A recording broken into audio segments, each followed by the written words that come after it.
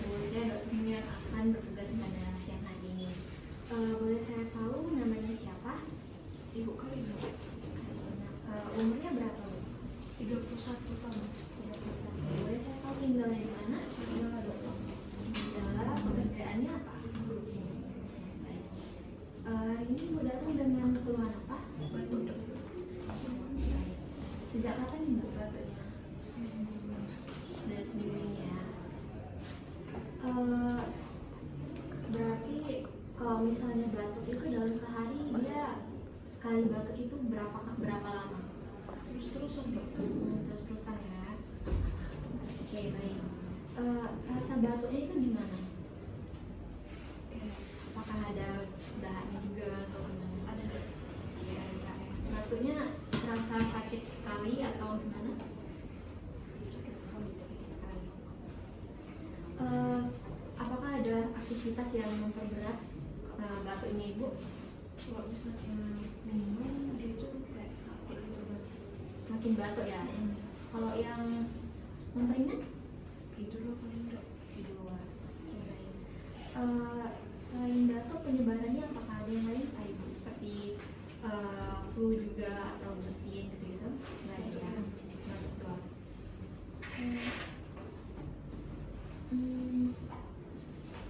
Dalam sehari itu kira-kira batuknya berapa kali kalau bisa dihitung? Gak dihitung dok. Gak bisa dihitung. Berarti terus-terusan aja ya? Untuk skala nyeri saat batuknya dari 1 sampai 10, kalau 1 itu tidak terlalu nyeri, 10 itu paling nyeri, di berapa? 7 dok.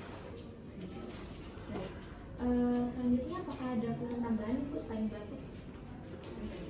Oke. Tadi kan batuknya ada dahannya. Itu warnanya apakah bening atau hijau atau bagaimana? Mana itu dok? Hijau. Baik. Di sini saya akan menanyakan riwayat Ibu. Apakah keluarga juga ada terkena hal yang sama? Baru saya. Baru Ibu ya. Ada riwayat merokok sebelumnya? Gak mau kok tapi nafsu dok. Oke, oke. Ada minum? Enggak merokok, enggak ada ya. Tempat tinggal itu bagaimana? Apakah bersih atau kotor? Bersih dok. Untuk tempat pekerjaan Ibu, apakah juga ada yang mungkin sekelilingnya yang merasakan hal yang sama? Enggak ada ya. Tapi kadang berdebu gitu sih. Oh, ada berdebu juga. Berarti tempat kerjanya berdebu. Ada riwayat pemakaian obat sebelumnya? Ada dok. Nggak ada. Oke, baik Ibu.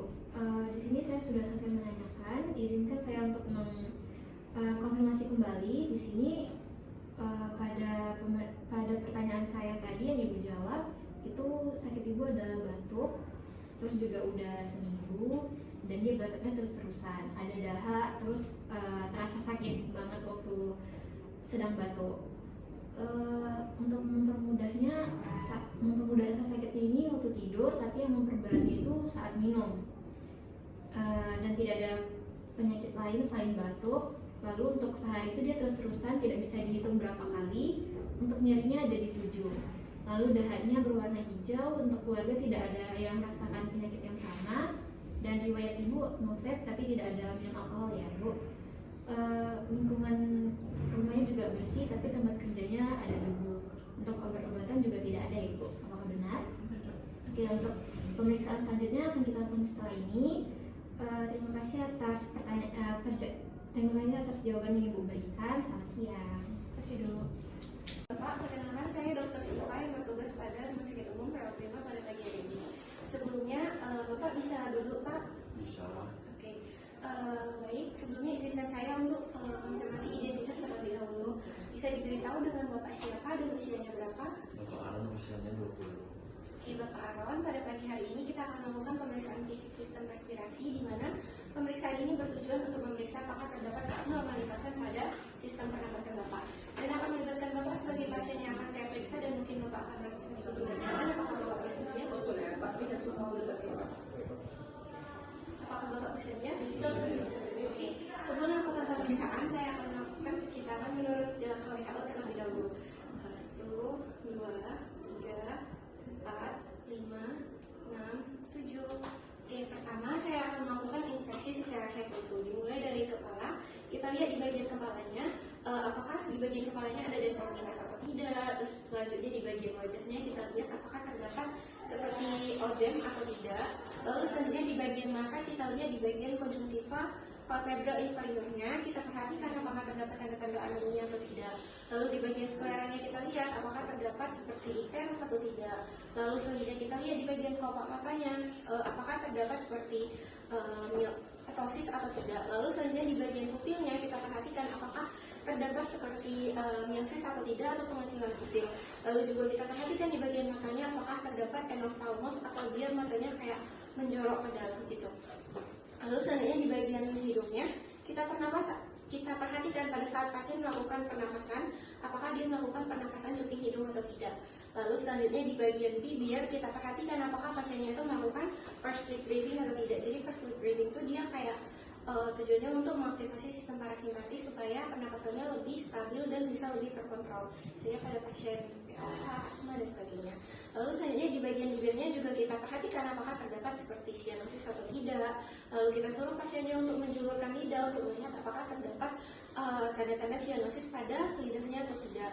Lalu selanjutnya kita akan inspeksi di bagian lengannya. Nah, di bagian lengannya kita suruh pasiennya untuk melakukan seperti ini. Kita perhatikan apakah terdapat seperti diamond shape atau tidak di sekitar jarinya. Kalau misalnya nggak ada diamond shape, berarti itu dia ada clubbing finger. Lalu selanjutnya kita perhatikan juga di bagian tangannya apakah terdapat seperti nicotine staining atau tidak. Jadi dia kayak kuning-kuning gitu pada perokok kronis biasanya. Lalu selanjutnya juga kita perhatikan apakah di ekstremitas atasnya terdapat seperti tremor, cyanosis, dan tanda-tanda HPOA atau tidak. Lalu selanjutnya di bagian dadanya kita perhatikan di bagian sekitar dadanya apakah terdapat fenomena menonjol atau penetrasi atau tidak. Lalu juga kita perhatikan apakah terdapat seperti scars ataupun bekas luka atau tidak. Lalu selanjutnya kita akan perhatikan bentuk dari dadanya, apakah dia normal atau seperti fusiform atau dia malah ada kelainan, contohnya kayak pigeon chest. Pigeon chest itu dia kayak dada yang seperti penguin gitu, dia karena penonjolan sternum dan cartilago yang abnormal. Lalu selanjutnya apakah dia terdapat seperti funnel chest. Funnel chest itu dia nama lainnya rectus excavatum, dia tuh menonjol ke dalam, jadi kayak dia kayak ke dalam gitu. Lalu juga selanjutnya apakah terdapat seperti kelainan tulang belakang lainnya seperti kifosis. Kifosis itu kayak ada kuduknya gitu, jadi dia kayak agak bungkuk gitu. Terus ada nggak skoliosis, jadi kayak dia miring ke salah satu sisi gitu.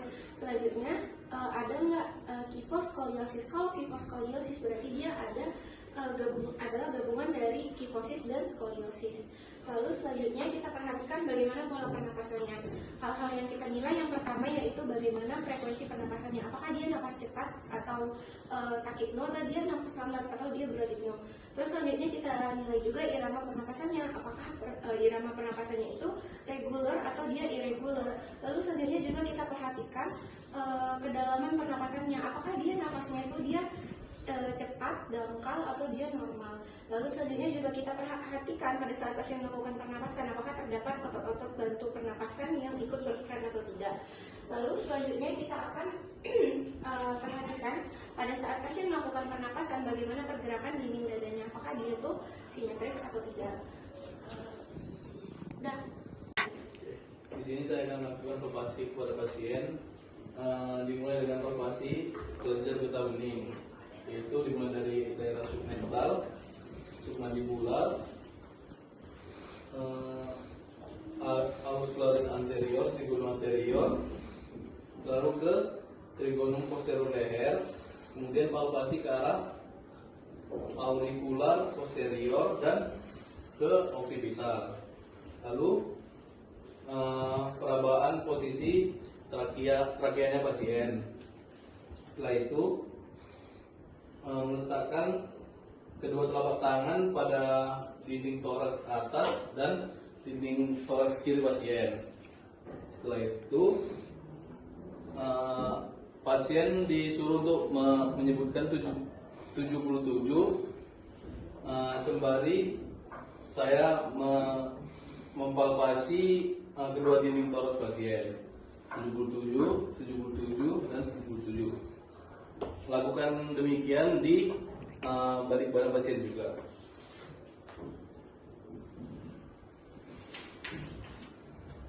Setelah itu saya menilai ekspansi dinding toraks pasien anterior dan posterior dengan menggunakan tangan saya seperti tadi.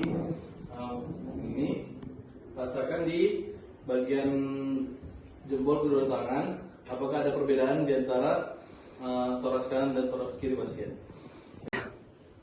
Oke, saya akan melakukan perkusi terhadap pasien ya. Awalnya kita letakkan jari ke tengah, tangan kiri ke atas, lalu kita tangan kanannya itu meletakkan di tengah jari. Lalu kita ketuklah di bagian toraks CN2, PCS2 seperti ini. Kiri ke kanan, ke bawah juga, ke kanan ke kiri.